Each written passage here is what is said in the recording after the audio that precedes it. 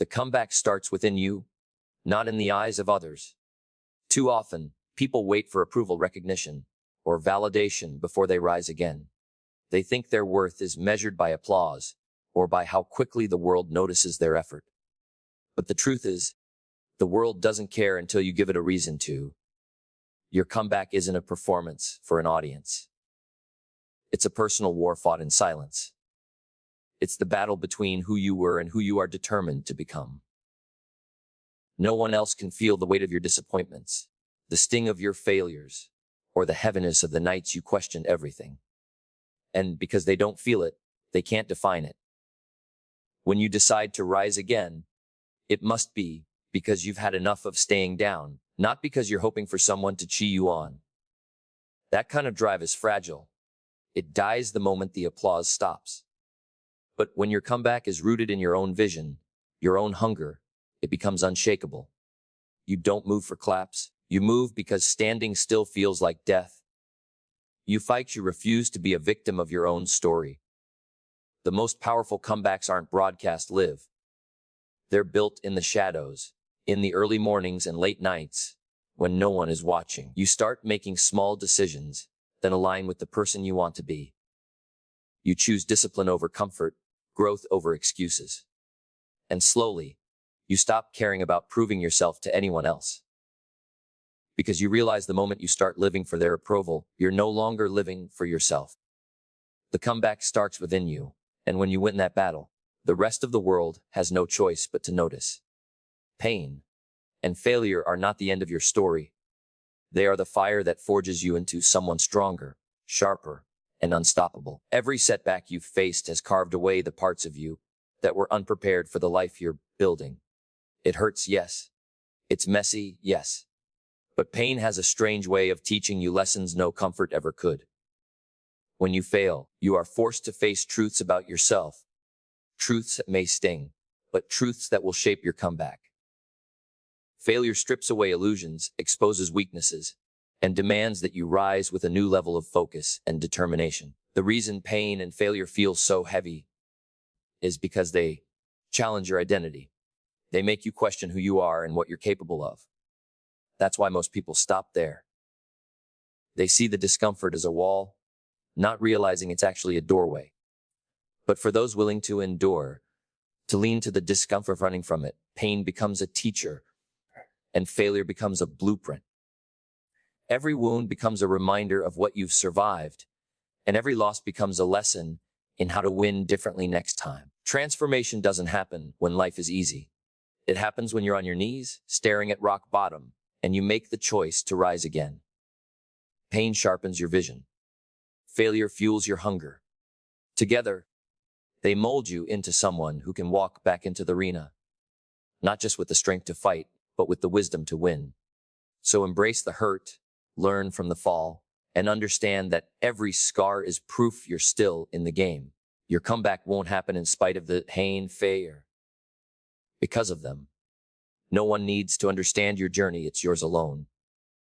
You see, when life knocks you down, the world often watches from the sidelines. Quick to comment, quick to judge, but slow to truly understand. People will form opinions without ever feeling the weight you've carried, or the storms you've had to walk through. They'll see the surface, never the depths. And if you're not careful, you'll start to believe their version of your story instead of writing your own. Your comeback is not a public performance. It's not about broadcasting your pain or convincing others that you're worth believing in. It's about getting up quietly, again and again when no one is clapping. It's about facing yourself in the mirror and deciding will rise, even when the world doubts you. The truth is, they don't need to see the sleepless nights, the internal battles, the days you felt like quitting. They don't need to understand why you keep going. They don't need to feel your fire for it to burn. Because your journey is sacred. It's personal. It's the sum of your scars, your lessons, your persistence. It doesn't require approval or validation from anyone. Some will misunderstand you, some will underestimate you, and some will ignore you entirely. Let them. They're not supposed to get it. This road is paved with moments only you will remember. The quiet breakthroughs, the silent victories, the battles no one saw you win. And when you finally rise, when your comeback about how you did it. But the truth is, they'll never truly know. And that's the beauty of it. Because it was never for them. It was always for you. Your journey, your fight, your victory. Silence your critics by becoming undeniable. It's easy to get caught up in the noise, to feel the sting of every comment, every doubt, every whisper behind your back. People will tell you you're not enough, that you've failed, that your time is over. But here's the truth. They don't get the final say. Their words only have power if you stop moving. The greatest response is not an argument, not a defense, not even an explanation. The greatest response is to rise so high they have no choice but to see you. Becoming undeniable isn't about seeking their approval. It's about building yourself to a point where their opinions simply can't touch you. It's about putting in the work day after day, long after they've stopped watching, until your results speak so loudly that no voice and critic shouts. But the achiever acts, and action will always speak louder than doubt. When you're undeniable, you don't need to convince anyone. Your discipline becomes your proof. Your growth becomes your evidence. Your success becomes a fact too obvious to ignore. You'll find that the same people who doubted you will suddenly rewrite the story, claiming they knew you'd make it all along. But by then, you won't care, because you'll understand that this journey was never about silencing them. It was about becoming so powerful, so relentless, so committed to your own vision that the noise faded into nothing. You don't shut people up by talking. You shut them up by building. Build yourself, build your skill, build your life. And when you finally stand at the top, you won't need to say a word. They'll already know. The best revenge is building the life they said you couldn't. Not by shouting at the world, not by proving every doubter wrong with words, but by becoming a living example of what is possible. When someone tells you that you're not capable, they're not describing your potential. They're exposing their own limits. Their disbelief isn't a prophecy. It's a reflection of their own fears and insecurities. And that's why your response doesn't need to be loud. It needs to be undeniable. You don't have to fight their words directly. You don't have to argue, convince, or seek approval. Your focus should be on the grind, the sacrifice, the silent hours when nobody is watching. Every rep in the gym, every late night, every small decision to stay disciplined is a brick in the foundation of a life they never imagined you could build. They expect you to give up, surprise them by becoming consistent. They expect you to fade away, shock them by rising higher than ever. The greatest satisfaction doesn't come from telling them, "I did it." It comes from living in such a way that they can't deny it. From watching them realize in silence that every limitation they placed on you has been shattered. You turn the insults into fuel, the doubt into momentum, and the pain into power. You stop chasing validation and start chasing growth. One day, without needing to speak a word, your life will speak for you. It will show the discipline they didn't see, the resilience they underestimated that a victor felt was impossible. And when that day comes, you'll understand. The sweetest revenge was never about them. It was about you becoming the person you were always meant to be. Setbacks are not the end of the road. They are the detours that prepare you for a better destination. Every time life knocks you down, it is not a signal to quit. It's a challenge, a test, a moment where the universe asks, "How badly do you want it?" In that moment, most people fold. They let the pain define them. But those who rise, those who understand the art of the comeback, know that every setback contains within it a seed, a lesson, a strength, a fire that would never have been born without the fall. When you're in the middle of the storm, it's hard to see the purpose. It feels unfair, even cruel.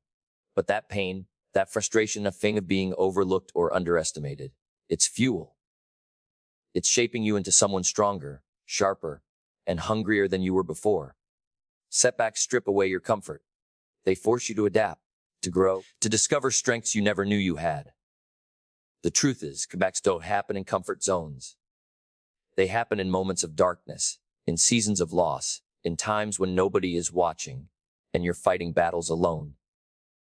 That's where your grit is forged. Every time you rise after a setback, you're not just returning to who you were. You're coming back with more wisdom, more resilience, and more power. So when you're knocked down, don't waste time asking, why me? Instead ask, what is this teaching me? What is this preparing me for? Because the comeback is never going back to normal. It's about breaking through to something greater. And when you finally rise, when you stand taller than you ever have before, you'll realize the setback wasn't a curse. It was the beginning of your greatest rise. Your past doesn't define you, but it can fuel you.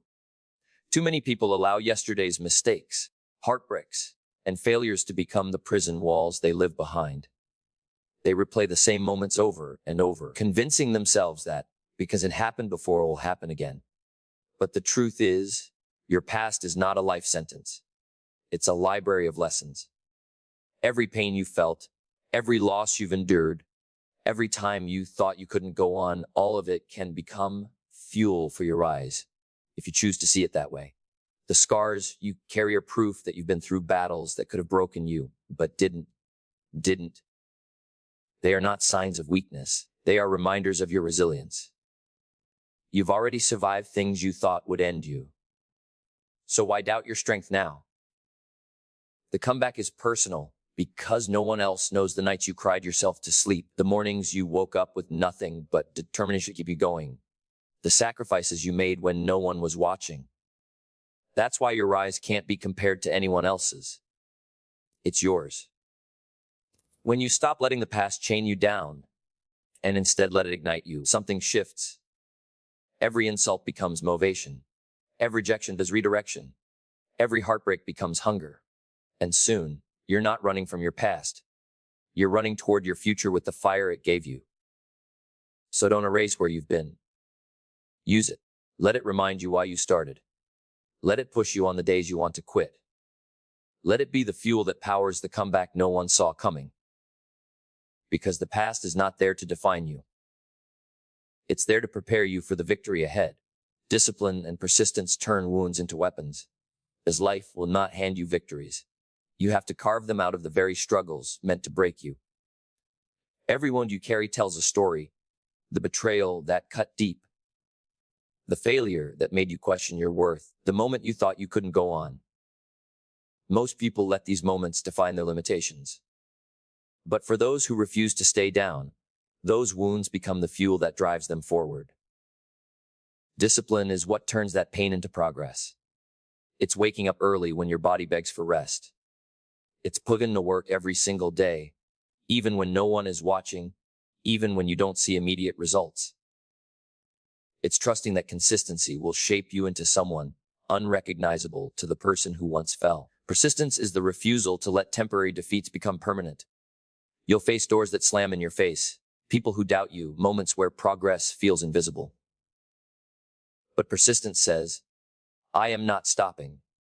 It's not about moving fast, it's about refusing to stop moving. When you pair discipline, you stop being controlled by pain and start controlling what it creates. That heartbreak. It becomes the reason you push harder. That failure. It becomes the lesson that sharpens your aim. That doubt. It becomes the voice you silence with action.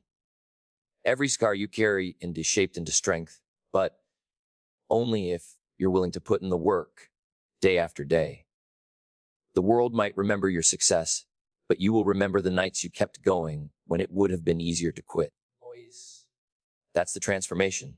When the things that want you become the very weapons you wield to win. That's how a comeback becomes unstoppable.